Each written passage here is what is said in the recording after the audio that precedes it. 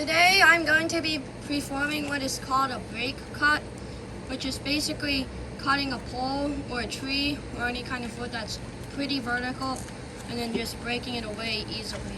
If you're cutting a pole, make sure that you cut your ground wire, otherwise you'll have to resharpen your blade and it might not even cut through the pole.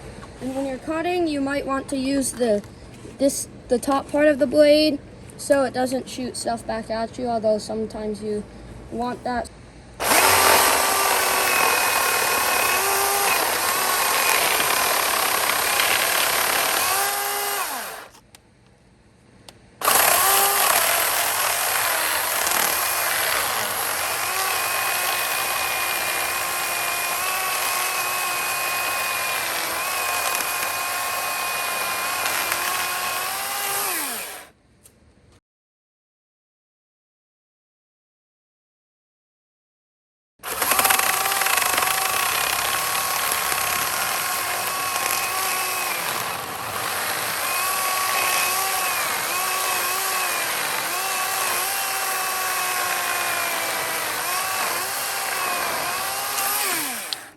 So you cut it so it overlaps, and then you can kind of work your pole free and then drop it.